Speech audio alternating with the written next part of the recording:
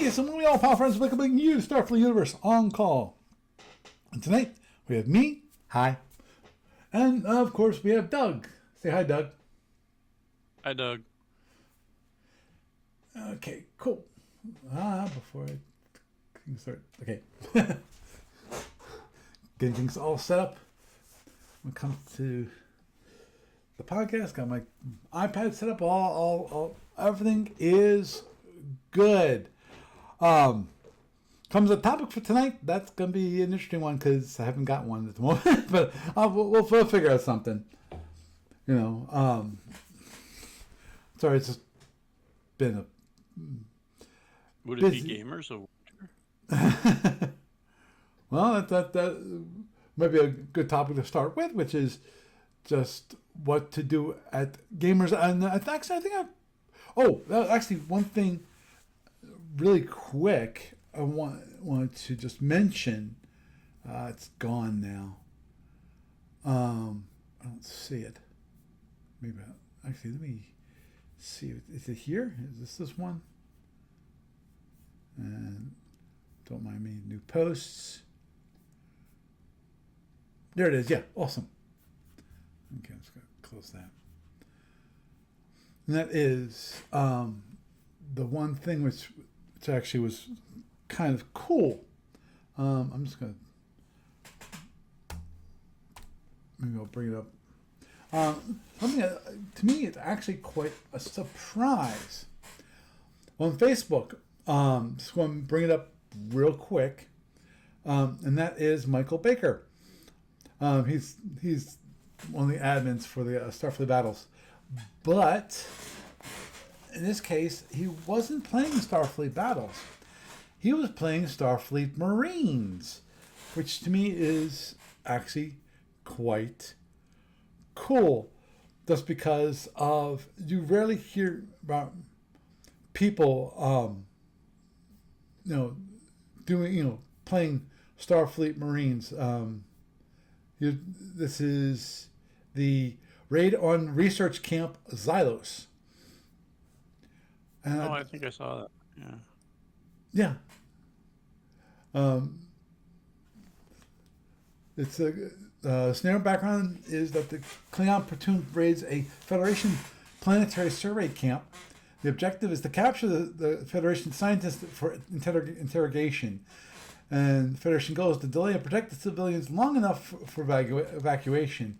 And the forces involved are Klingons, which have one infantry platoon and one transport insertion, required to use stun settings. Kill equals stun 5 turns, stun equals an NE. And the Federation has 3 civilian units, 2 security teams, and 1 HQ unit. The special rules are that the Klingon units must beam at least 6 hexes away from any Federation unit. Civilians move toward the shuttle hexes. Objectives only, no ground support. In other words, there's no actual shuttles there. Anti-transporter coverage initially ruled as 6 hexes anyway. 6 hexes from any Federation unit. And post-game adjustments coverage centered on the HQ unit instead. There's actually a 6-turn limit, which is the outcome for him. Actually, was the Federation victory. Two of the 3 civilian teams escaped, and the Klingon raid repelled due to the time pressure and suppression, which makes sense. It's just one thing. Obviously, there's a couple things that can be easily mentioned here, which is, of course, which is one. Of course, it's Starfleet Marines Assault is the gaming system. Then another thing, this is the purpose of the introductory teaching game, which I can understand. Heck, I might even use it myself, because Actually, there's one thing I'm going to need to do before Gamers of Winter, which is reintroduce myself to Starfleet Marines. Because I have played it 2 or 3 times. It's an interesting system in that like FNA, as I think I mentioned this before, it does have reactionary movement. And this is also not, another thing to mention, of course, is that it is a, not a straight out fight, kill, kill, kill, see who wins. It's a scenario where you have a goal which is not well, in this case it's not combat. The goal is to get the civilian units basically off the board. That might mean separating something as simple as take just 2 security teams and then attack the 1 infantry platoon. Now, the thing is, I can't say right off the top of my head. I don't know the strengths of each when it comes to attack and defense and that kind of thing. And I've also forgotten exactly how the combat system works. That's why I need to familiarize myself to it. And of course, there's a time constraint. So, it's a really good scenario for that, and just a showing of a lot of scenarios, whether it's in this case the Starfleet Marines or Starfleet battles, or even Federation Commander, and so forth. Actually, those are the main ones. I was going to say FNE, but FNE it's always combat, invariably. But the idea isn't necessarily combat. It's to reach a goal, and in this case,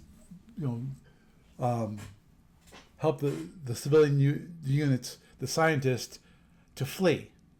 That is the goal, because the scientists are important. That's why, it's the case of, let's say, of course you have the convoy scenario where you have an Orion come in and try to attack a convoy. And of course, a lot of times those kind of scenarios are time limited because of the whole idea of, as soon as the convoy gets attacked by an Orion unit, or that they're going to call for help immediately, knowing that they're outgunned, which is most of the time. So that therefore puts a clock on it, on the Orion, so he has to get everything done. He get as much cargo or as many ships as possible and flee, or possibly even destroy the escort, which is not always that easy, of course. And then when it comes to convoys, there's always the nasty issue of Q ships. Now, that's one thing that, when it comes to the online client, I never looked too deeply into, which is the whole idea of a Q ship. And actually implementing Q ships. Well, okay, no, we have Q ships. It's just that we don't have the ability to do basically the TAC intel kind of thing, where it's hidden. You don't know if something, a regular large freighter versus a large Q ship. Until you have a reveal. Yep. Because of the TAC intel rules, or somebody saying, "Well, I'm going to reveal this as a Q ship because I'm alpha striking you with it." Yeah. Right. Because in theory, you can do it by kind of adding a note or designator or something in secret that can be revealed later, and then add the Q ship in place of that ship, in the client. But it's not like you can put a Q ship and then hide it. Have it so it doesn't show up as a Q ship. It shows up as a large freighter. Unfortunately. But anyway, I just wanted to. I just saw this today. Actually, that's a few minutes ago. When it comes to Starfleet Marines, and since we so rarely actually get to see anything when it comes to Starfleet Marines and people playing Starfleet Marines, I don't think. Let me do a quick check here. Okay.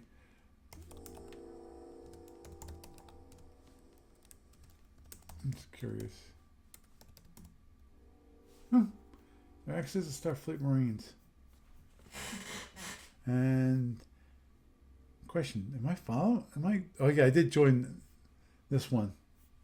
Oh, yeah, actually, he did post it here too. Don't mind me.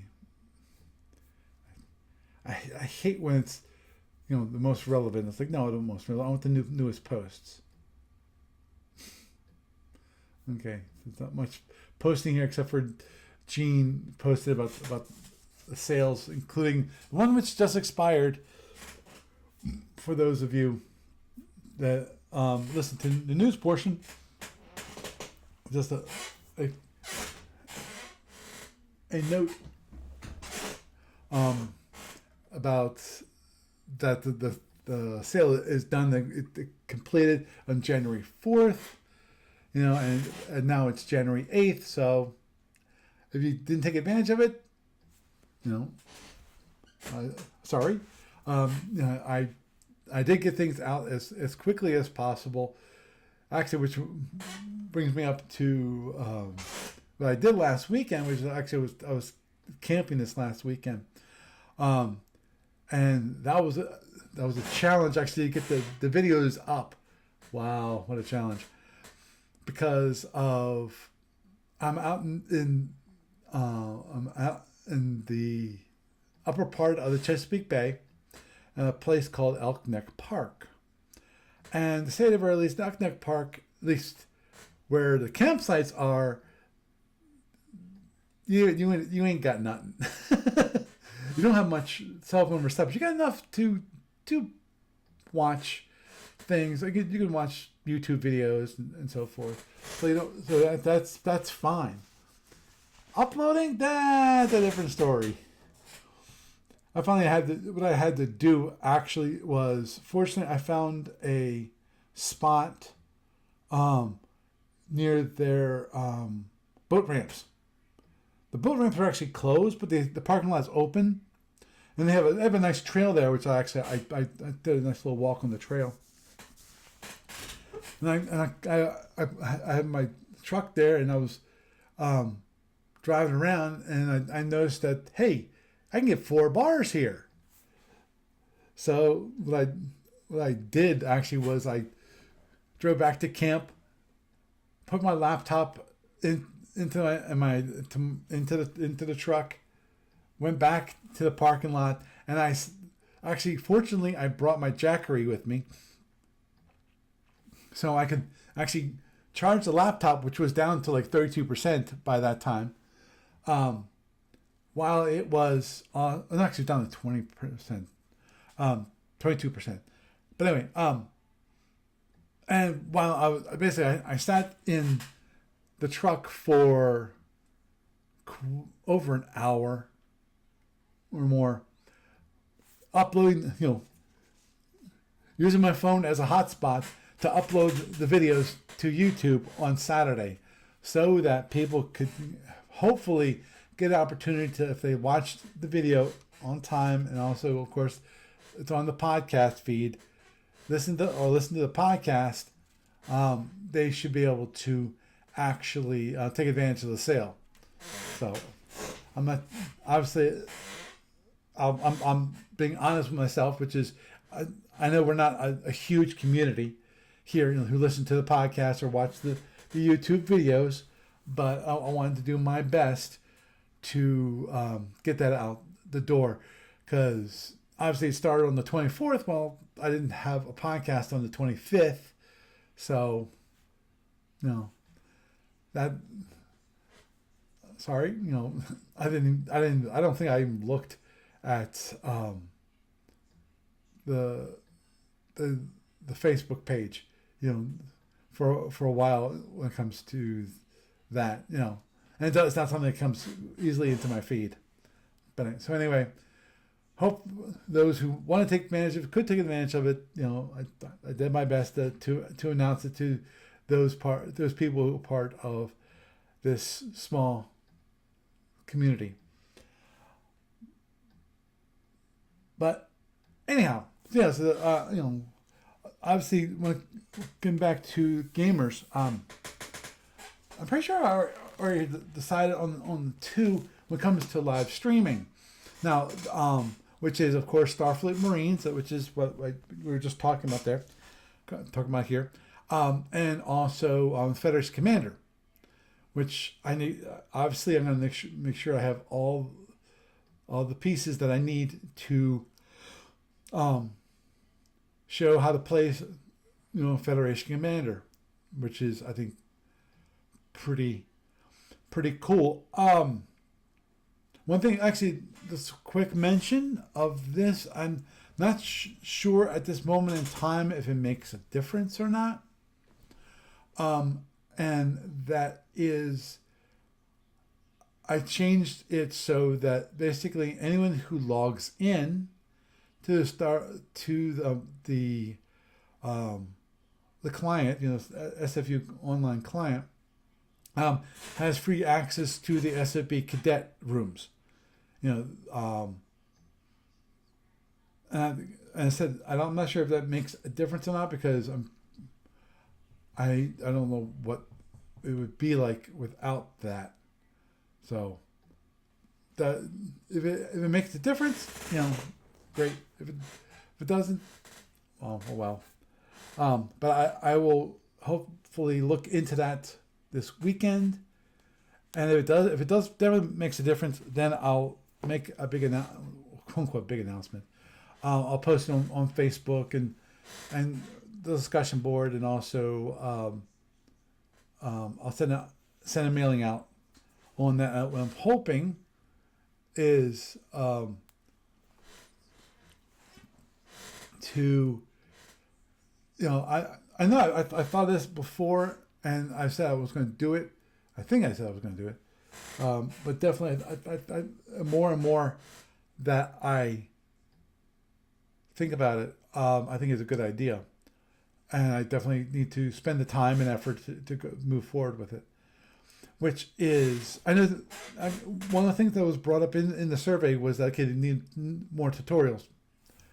To me, the big thing with tutorials is that if people need tutorials, it'd be really helpful for me to know, okay, what are you looking for? Because I already did create some tutorials, though I think the one thing I might need to do, and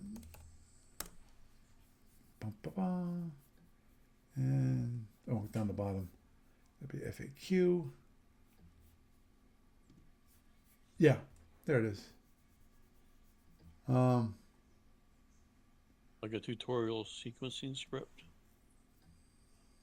Or I got a few movies here, which are older, on the website, and that's one thing I should do is actually add the links to the YouTube playlists for it, when it comes to how to use the client. I did a bunch of them. There's also some tips and tricks on how to use the client. The one of them that I think people really enjoy, for those people who have been playing with the client for years, is if you ever let me give me a sec here. Da-da-da.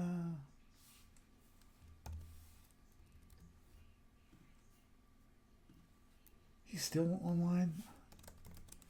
Oh, I'm gonna have to bounce him. Okay.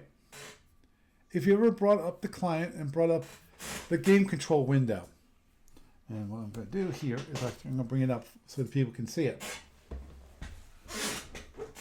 And that is this window here. You'll see this. F1 through F12. Now, and if you notice, have this. That's a key, Shift, Alt, and Alt Shift.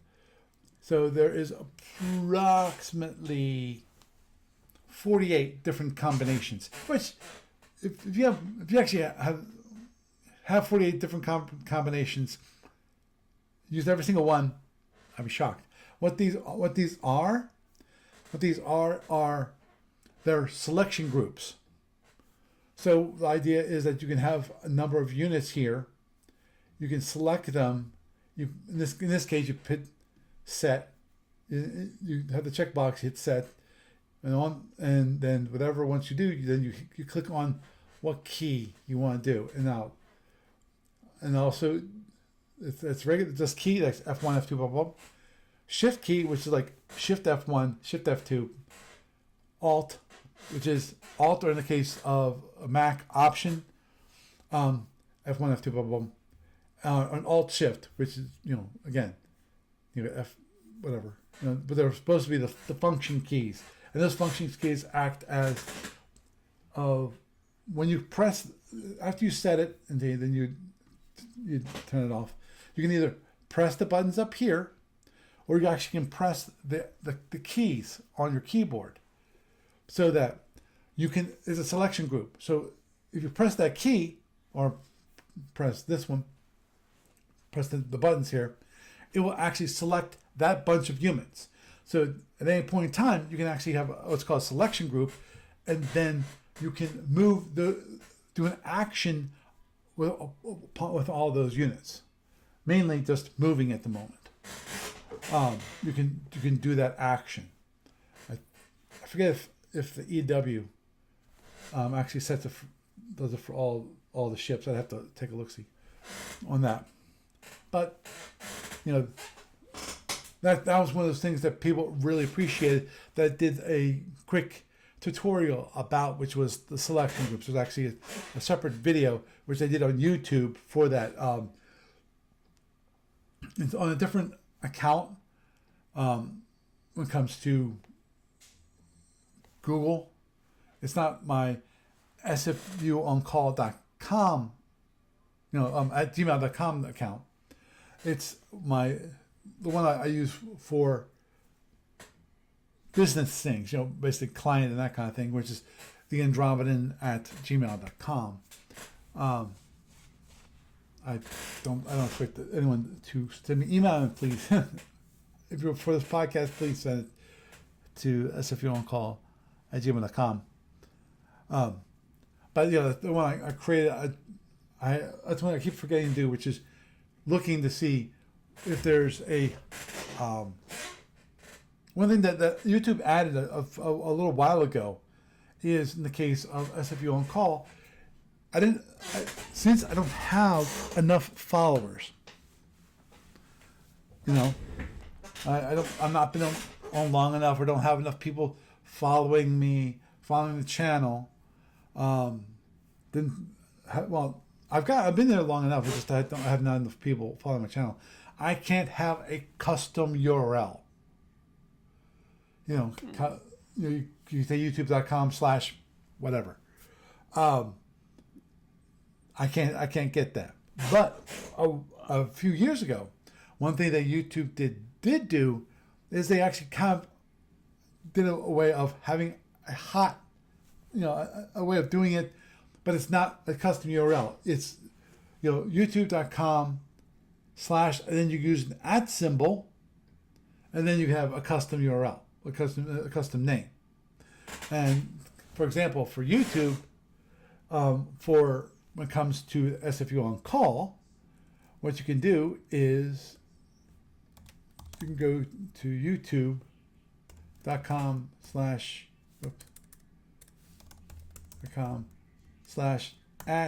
@SFU on Call,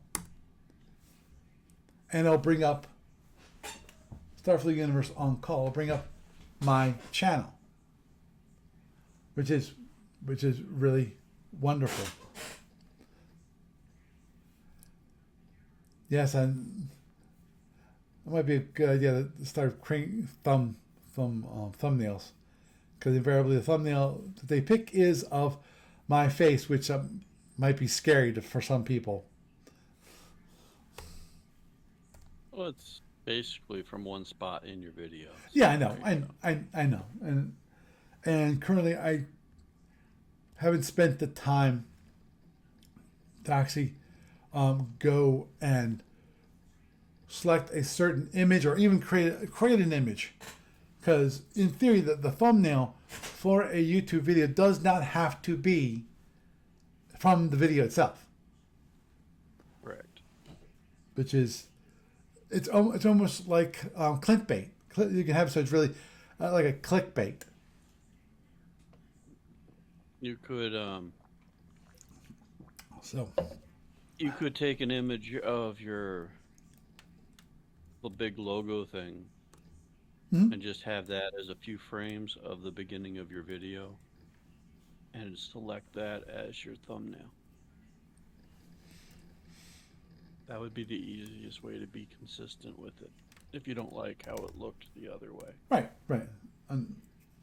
Because otherwise you're basically going to have to just pick a frame or make a separate thumbnail to right, use. or upload a separate thumbnail. Yeah, which I have to. Actually, that's one thing I really should look into, which is a little more about YouTube. And of course, here's always the gotcha for me, and that is when it comes to YouTube. It's not like I'm trying to get a huge following on YouTube. Actually, let me do it real quick. Let me bring it for my own self, which is okay. Huh. So community, is that where I can find them? Huh. Interesting. Anyway, let's see. Okay, dashboard. That's it. Yeah, my current on my dashboard, my current subscribers is 67, which is heck. My daughter has more than I do. Heck, I think my wife has many more subscribers to her YouTube channel than I do. And she hasn't had as much, but of course, she's trying to get views, trying to up that so she can actually put forth the information that she has. Mine's just basically a video podcast of my audio podcast. You know, there's as I've said multiple times. That is, there's only a few people, a few of the podcasts that I do that I really, it's one of those things that you really should be watching the YouTube video for, instead of listening on the podcast, because and those are usually evaluating games. You know, going through one of the games I've played, which that's one thing that I'm very disappointed in, which is that Justin and I weren't able to get together while I was on my winter break, because of first, I was available, but he wasn't, and then it happens that then he was available, and then I wasn't, because there's only one day which we both were available, and I wasn't checking email early enough, i.e. the night before, and this was like New Year's Eve, is when I would have to check it, and really looking at my emails on New Year's Eve was not exactly my top priority. at that moment in No, you time. and your reasonable scheduling stuff. Right. So, you know, it happened, and I'm disappointed in that we weren't able to get it started. Um, but those things happen. I'm hoping sometime I will actually get to play at least one turn. How many months has it been? I don't know. I wasn't Yeah. really tracking it. Is this for a current tournament? Yeah. Okie dokie then. Yeah. It's current 500 PPP tournament. Um, I've had impressions click through rate. I'm not even sure what that means. Mm. People are choosing to watch the video as often as your other videos. The click through rate Oh, is looking good. yeah. At In other words, they 1.3%. click it and they actually watch it. Yeah. Now this to me is pretty bad. It might be something where it comes up in the feed, Right. where you have all those thumbnails, Mm-hmm. and whether you rest your thing on it and then you rest your cursor on it, and whether or not you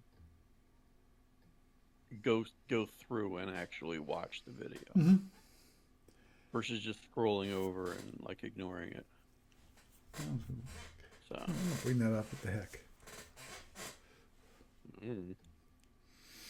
just guessing on that part. Mm-hmm. Understood. I still I want to do that one informational video. I just haven't gotten to it yet.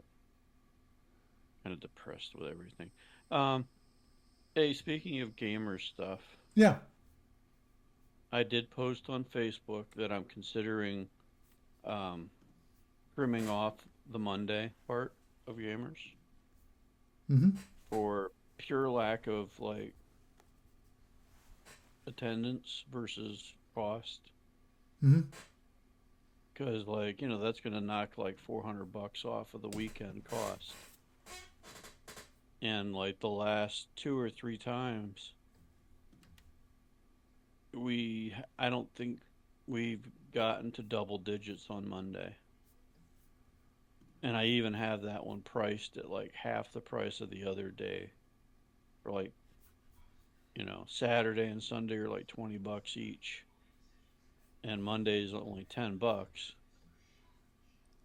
But the vast majority of people come Saturday and Sunday, or Saturday or Sunday, with only a handful of people being there on Monday. And it's like we've had one response on the Facebook thread that I saw before we started talking tonight, and that was somebody who actually kind of likes having the Monday thing because she's doing a whole bunch of other stuff on Saturday and Sunday, and that's a nice, relaxing day for like some of the GMs to like just chill out and do something other than teach Right. stuff. Or running something. Yeah, and it's just a chill day for doing stuff. Like, yeah, I got to play a few interesting games last time on Monday, but also I can't really justify the cost for for that part at the moment when I'm homeless, basically. Right. So it just kind of blows. We're Saturday and Sunday are still going to go on. I talked to the venue about it. Mm-hmm. I have a deadline to tell them about it, whether I want to cut it or not, so they can adjust their schedule and open that up for somebody else if somebody else wants to rent it. Um, but I put that up there for discussion on Facebook. So please, if you feel like throwing 2 cents in on that, go for it. I know you're usually not there on Mondays, Right. but there it is. I mean, there have been a lot of people that have mentioned cutting it over the last few years. I've been kind of reluctant to do it simply because it's part of the 3-day weekend thing. Mm-hmm. But we haven't gotten much over 10 people on a Monday for the whole of the day in a few years, ever since COVID. So, I mean, COVID, I think, was the largest culling of people out of our event that we've had. Because pre COVID, we were having anywhere from 80 to 110 people on a given weekend with, a mix of paid and unpaid Hmm. and GMs and volunteers. But generally, we were making our break even point and breaking even for the year on it. But lately, it's like ever since we came back from the COVID lockdown, the best we've had was in the 75, 80 range. And it's just been kind of going downhill from there because a lot of people just they're not coming out for face-to-face gaming, at least not for this event. Hmm. So there it is. I mean, I can't see it as a sustainable thing. Like, if I was in an apartment right now, paying half of what I'm paying to live in this hotel, I would eat the cost for Monday just to have it for the handful of people that want to be there that have been there for the other 2 days and have supported the event over the years, and just to have that extra private time. Well, semi-private is a public event, but Right. that extra quietish time with them chilling out and doing some games during the day there. But but I can't really see doing that. I can't see justifying the cost. Now if, on the other hand, 5 or 6 people on the forum say, "No, no, I want Monday," and I'm willing to kick in to make Monday happen. 10 people, they throw in, you know, what, $40 each to hit the $400 mark to pay the venue for the place for that day, which is the cheapest of the 3 days. Hmm. I'd be perfectly fine with that. But on the other hand, I wouldn't want to ask somebody to pay 4 times what the normal rate is for Right. that day. I just can't see doing it. I can't justify that part at the moment. You know, to me, I like the event for the people, but on the other hand, it's just one of those. It's a buying time. So, but the event's still going to go on. Right. Right. Which is always good to hear. I mean, I would like to have your list because then I could go on to other Starfleet Battles threads on Facebook and say, "Hey, this guy's running this stuff at this point in time. Would you guys like to come up from Baltimore and play or do something? Hmm. Would you guys like to run a scenario up here?"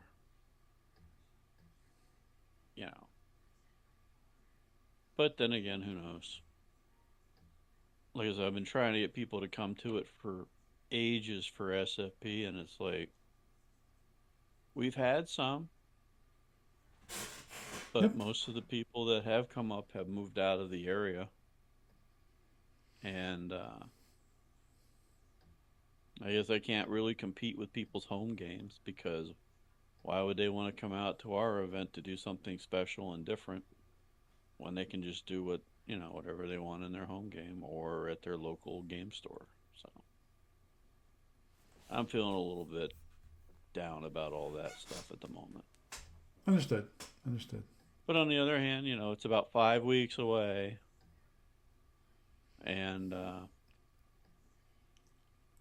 maybe we'll get a whole bunch of people all of a sudden. I don't know. Not counting on it. Oh, we did have some good news. What's that? The D&D people are going to be there. Cool. They just haven't updated their information yet. Apparently, they're having some issues with getting like a lot of interest going because of a thing in the D&D universe world where they're looking at the if you know how their structure went, what it was based off of originally, Right, right. where they had they were part of a massive world thing Hmm. that was run by the people that own the D&D IP. Right, And when the people sold that, the next batch of people that owned it said, "No, we're not going to do that anymore." And then these guys decided they were going to continue with it anyways. right, right. Well, now apparently the people who own the D&D IP are coming out with a 2.0 version and saying we're going to run another collective world thing like that again. And that is what actually hurt them this summer because everybody is like waiting to see what the big company's going to put out, Right. and they're not committing. So, whereas on the other hand, I'm looking at this going, could you just run something? Yeah, well, I'm I haven't actually made any suggestions to them, but maybe it would be a good time where if you can't get the commitment to that, you could run like a adaptation of some classic old modules over the course of the weekend just to go into nostalgia land. Because remember, like the earliest modules that you have for the D&D thing, where they have like all the DM layout for the game, is those were actually made for tournament play at conventions, not for home play as part of a campaign where you take however long you want to finish them. mhm. So, I mean, you could easily run some of those like Against the Giant series as a classic thing in a convention environment where you're being competitive. And actually, a lot of those really super early ones have that, they hit that transitional period of D&D going from basically semi wargameish to role playing kind of thing. So, but that's just me. I'm getting nostalgic there. That's fine. So yeah, I mean, please give me a text list of what you want me to Right. post on the events page, and then I'll go and say hi to some of these other D&D groups, or I'm sorry, not D&D groups, but actually some of the well, that's what I intended to do when I saw how bad their attendance had dropped this summer. I was looking at trying to advertise for them, but now they're saying that it's not really, from what I see, it's not really something I could help them that much with because the thing that they do is being hampered by the uh, the main company not coming out with what they're doing. Right, right. It's Which all up in the air, Yeah, everything's which up in the hurts everything. air. That it's just like corporations. Corporations, themselves, they don't want to have unknowns. They don't. They want to know. Okay, this is the rules, and this is how things are. It might suck, but we know what we're dealing with, versus the unknown. You know. Well, no, that's just taking them fucking forever Right. All right. It said it. because they're corporate people that don't care about the impact that this has on people like this because people like this were unsupported by them. So it's not costing the corporation any money. It's just, hey, we're going to do this thing again, and it's like whenever they get it done is when they get it done because that's their schedule, and that's basically that. So they have absolutely no dog in the fight of how this affects, us, or the only thing they would care about is will it affect their bottom line? And if the answer is, you know how that works, Yeah. I think. It's not affecting their bottom line.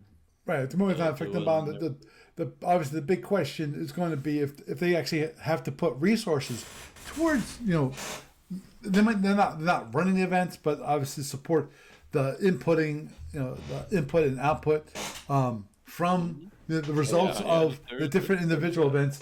If it and how that's all integrated and so forth. I think that's going to cost them And all that, time and and all resources. that's irrelevant, and all that's irrelevant to us Right. because at the end of the day, what if they just don't? Right. What if it turns out to be a nothing burger? Right. Exactly. Exactly. Um, Yeah. you know, so if I was the D&D people, I would tell them if the people who are just waiting or on the fence and waiting, I'd say don't.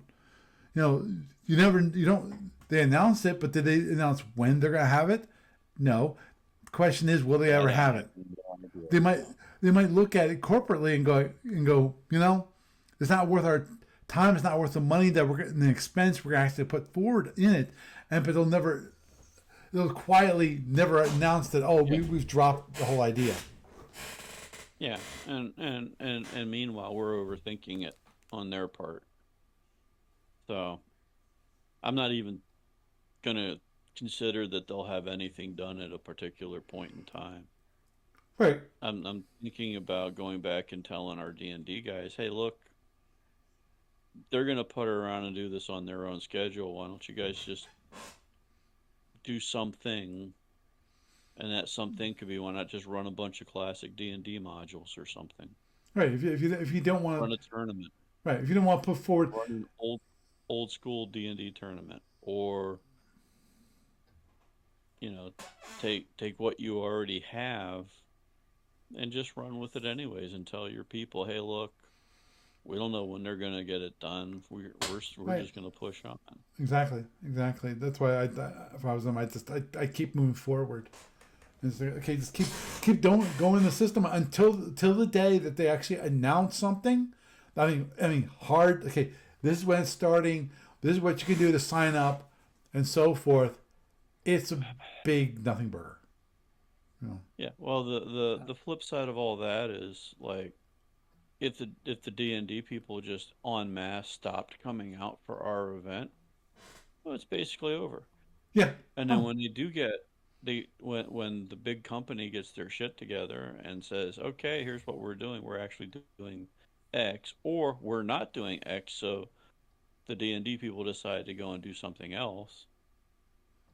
Well, at that point, it doesn't do any good if they don't have a venue for it. They have right. one less venue, I would also say that or or No. or Yes. they have a lot less people coming out for them because they spend 6 months or a year waiting for the people that own the IP to get off their butts and do something. Yeah. So yeah. But I'm not following that closely, so I don't know the details on Understood. when they might have their stuff together.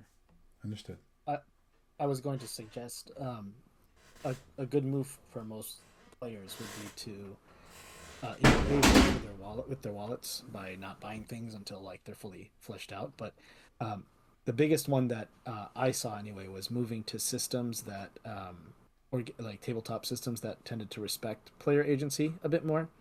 So Yeah, well, the problem like with that GURPS, is the problem with that is this. These guys are dead set on doing it through the D&D IP. I see. And they're a significantly large sized group. There's their heyday was 40 people, which in a small event like ours is huge. And they've gone down to 20 something, between 20 and 30, depending on summer or winter. But that's still a huge chunk of our paying off the venue for the space. Hmm. And they started what they did was they were part of the Living Greyhawk world, like over a decade ago. And when support for that was pulled, they went and they continued using the D&D engine, but they continued the world thing themselves under the title of Warduke Press. Mhm. So their group is going to use the latest version of official D&D, whatever it is. They made the switch every single time over the last, what's it been, 14, 15 years that they've been coming to the event, Paul? Something Yep. like that. Yep. They were out there in our, they started coming on our third event when we were at the Pembroke, um, the Pembroke Community Center. So that was a long time ago. Yeah. So come hell or high water, basically. Yeah, and come hell or high water, they're not going to walk away from D&D unless the people that own D&D just totally fold it 100%. And even then, they'd probably either use the last version that was published or pick a version and use it. Mhm. I mean, if it was up to me, I'd tell them just use Rollmaster and do your own damn thing. But The they're GURP very system set is. in that universe. So I mean, that makes sense. I mean, the GURP system is very flexible and very much like the player has control, but it does put more agency on the DM to set up the world and design the systems, because it gives systems, but it doesn't design the world. You got to design the world. So I can see that's why people. exactly what Yeah, they were doing for the longest time. For about the last 8, 9 something years, they've been continuing the Living Greyhawk feedback loop kind of world thing Mhm. on their own as a group, with a core group of DMs and, you know, little world guidance setup. They have their own way of doing it. So As long as they're happy. yeah, I'm not in I'm not in their decision making loop. Right. So there is that. But it does affect us, our group, the overall event. So hopefully their situation will change in a positive manner soon. So Yeah, want to come up and run unfortunately, some SFB or some FedCom or something? I unfortunately will have to go to bed soon. And Okay. no one, I don't think it would be great for you guys to play with me. I still very much just read the basic rules, and Mhm. I'm not even sure if I fully got them. So if I play with anybody, it would have to be very limited. Yeah, that's part of what the event is like. So they Yeah. do things there to teach too. Yeah. And this in real life event. This- Yeah, that's what I was gonna say. I also don't have anybody near me who plays SFB. So Where do you live? Michigan. Ah, okay. Yeah. I already looked. I looked, and everybody lives pretty far. I think the closest I found was somewhere down in Ohio. It's like an hour and a half, 2 hours drive. Do you Mm. have like gaming shops in the area? We do. The closest one. I did a loop around. There were like three major gaming shops. Most of them do. Most of them will do Warhammer 40K. And if the gaming shop owner or one of the employees wants to push a game, they'll tend to hold events for that. So like one of the gaming shops I went to, they do Warhammer 40K, but one of the employees was pushing some World War II plane fighting game, so they also ran that. And Okay. even the historic ones, the closest historic based one, um, more simulation basically, was about an hour away from me, and their community is very much doing Bolt Action, which is a World War II style tabletop. Yeah. You No can one always really does try this. forming a battle group like Battle Group Michigan or something. Battle Group My Town. I'll wait till I learn the basic Captain's Edition book first, and then I'll see about that. My daughter's my only opponent right now.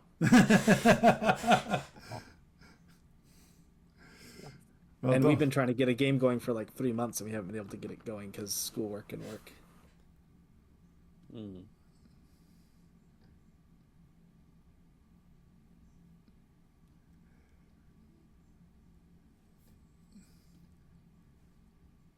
Okay.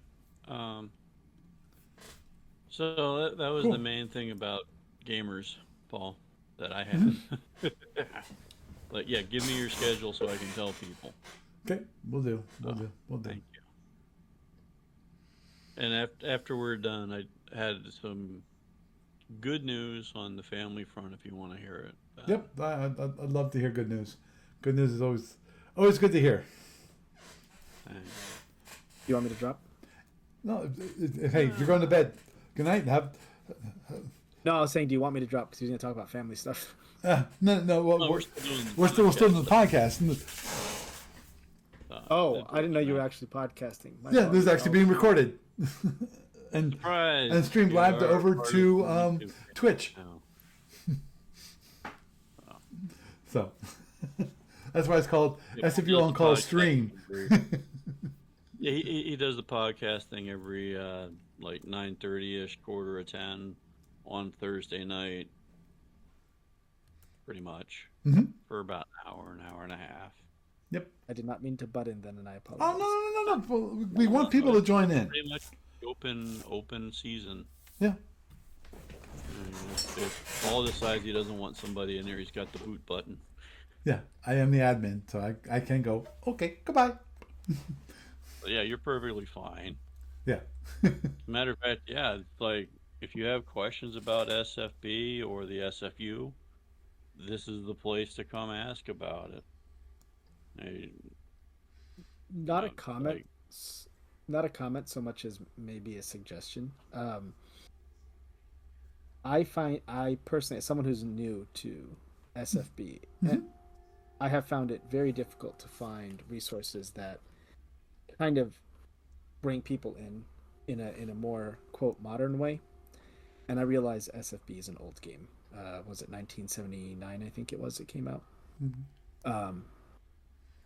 But the reality is, a lot of people, including myself, sometimes if we're stuck on a rule, the first thought isn't a forum, it's to go on YouTube. And YouTube resources are very light. And I think part of that has to do, at least for me, when I was reading the book, I realized that, it's very unclear what you can and cannot talk about without breaking copyright. And it does make it harder for people to make content. So the little content I did find was all based around the cadet version, which makes sense. Right. Well, the whole idea of the cadet version is to introduce people in a way and actually help them. The idea of the cadet training manual was to introduce people to Starfleet battles and help them to learn how to play Starfleet battles without giving them, say, here, boom, here's your rule book. Right. Because you're going through the basic rules. Back in the day, when I learned how to play Starfleet battles, that's how you learned. Is actually you learn the basic rules first. Now before they introduced the cadet training manual. So that's why I'm willing to bet that most of your questions you're going to find answered are going to be there. Obviously, if people want to do that, if they want to send me questions so you want me to go through, have any questions when it comes to Starfleet battles, I'd be happy to answer them here and then have them posted up on YouTube, possibly even, if we get enough of that content, maybe start creating shorts of answering Starfleet battles questions, That sounds great. Yeah, definitely. I think a lot of the confusion for me, for example, was around like energy allocation and stuff. But I saw, for example, recently in the rules and questions that there was some movement stuff as well. So, but again, the question is how much can you teach online without basically giving away the rule book? Which I understand I understand that dilemma when it comes to a tabletop game.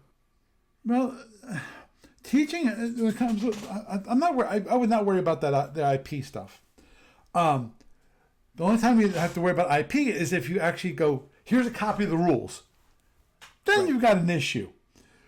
But everything else, discussing the rules, saying what they, talking about what they say and what they mean, that's fine. Because Like, I am stuck on this part. I have a question. right, How does this work? Why yeah, does this that's perfectly fine.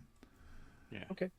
You know, and as I said, if you want to come here and ask me questions, I'd be happy to spend some time out of the podcast just to answer questions about Starfleet battles. Rules of Starfleet battles. Sounds awesome. I'll keep that in mind. Okay. Well, you said you were going to go to bed, so I'll let you go to bed then. Yeah, I will head off. Okay. Talk to you later. Bye bye. Okay. Have a good night. Nice talking Okay. to you. Okay. Have a good one.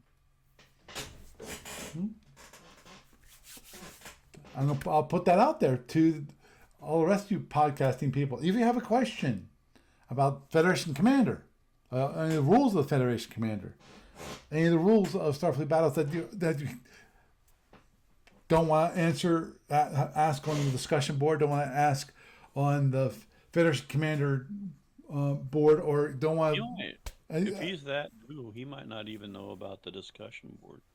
right. Maybe Well, like dedicate next week's podcast to like here's a whole bunch of informational resources for new players. yeah, and as I mentioned, I realized that on SFB Online, the tutorials page that is available. It's not prominent on if you go to the FAQ page, which the way to get to the FAQ page, you have to go to the very bottom of the first page, and there's a little link called FAQ, frequently asked questions. This is I know this is kind of old school idea. You FAQ, didn't see how badly I rolled my eyes. but that's it. There's actually one of the questions. Are there any tutorials on it? And say, yeah, here there are. That tutorials page needs to be updated because it currently only has a few of the ones I posted up before I started posting things up on YouTube. So they're kind of old. So I know I need to add the links to the YouTube, as I mentioned earlier in the podcast. Yeah. But again, Have you yes. have you considered this? And this is what I was trying to get to a while ago.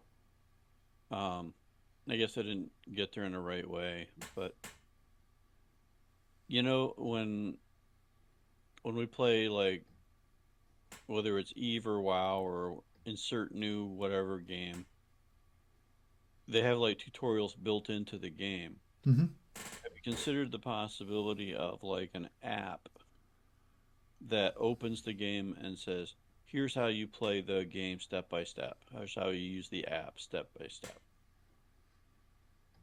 As opposed to having somebody go to a tutorial and watch a tutorial video. So it's kind of more of a hands-on thing. Like you could say Mm-hmm. tutorial mode on, tutorial mode off, and if you turn it on, it basically runs a separate app, and that app says, where do you want to begin? And it's like, or do you have a question? Type it in the help thing and see if it falls under your something that's already in your fact page, Mm-hmm. so to speak. That was just kind of a thought.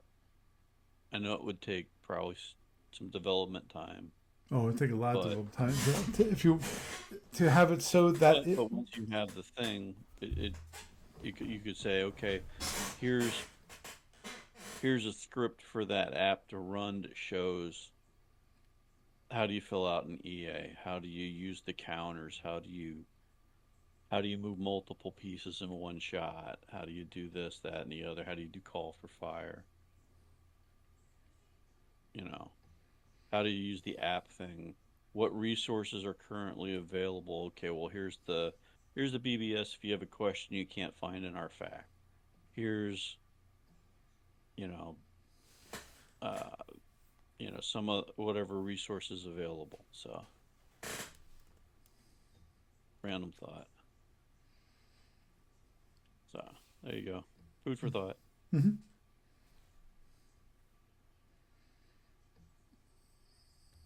What else? What else? What else? Um, yeah. So it's like I think I've the got said. I think I've said what I needed to say about gamers. Yep. Yep. It's 5 weeks away. Everybody, please sign Yep. up for it. Yep. Yep. I'll give you the list this weekend. I promise. And if you're listening and happen to be like within a 2 or 3 hour drive, we are not that far away. Yep. Love to have some people come up and like do like larger events on bigger table space than you might normally do on a regular weekend. It is the 14th, 15th, and possibly 16th of February. The 16th part is up in the air at the moment. So there's that. Which is President's Day weekend, by the way. Right. For those of you keeping track. The gamers thing is the 3-day weekend, President's Day in the winter, and Labor Day weekend in the summer. Although I'm potentially flipping off Monday for this winter. Mm-hmm. So that's about all I got. I mean, Okay. I'm Well, we'll wrap not up. exactly a happy, cheerful font of happiness right now. Understood. Sorry. That's fine. That's fine. Okay. Well, Gamers makes people feel better, though. understood. Okay. Well, I think we'll wrap it up there. It's getting late, and I actually do have to wake up bright and early. I'm back to work, so I have to wake up bright and early. So anyway, Doug, you have a good night. Thank you. Thanks for having me on. You're welcome. Okay. Bye. So, obviously, a nice little discussion there talking about gamers and in D&D, and just the whole. I guess it kind of wraps up into when it comes to gaming companies and just have let people know exactly what's going on and can't just leave things up in the air, you know. So it's always helpful. And again, one thing I'm just going to mention here now before I forget, because I know I was bringing it up and then I got sidetracked, which is I hopefully can start working on. I know the best way of actually helping people to actually know how to use the client is actually have an integrated solution to that, which is not exactly easy. No matter what you do, I don't think Unity or any other gaming engines have that stuff built into them on how to use it, because invariably I looked at Unity a while back, and one thing about Unity is that people say, oh yeah, I want to do it in Unity, and I go, well, okay, now you have to create your own windowing system by yourself, from scratch. It's not like something that's already there, like your operating system, whatever. But anyhow, I want to create tutorials for playing SFB Cadet, and my hope and dream is to go through the scenarios in for the cadet training manual, but using the client and teaching people how to play Starfleet battles using the cadet training manual, and in addition, at the same time, helping people to learn how to use the client. So, with that, I am Paul Franz. I'd bid you a good night.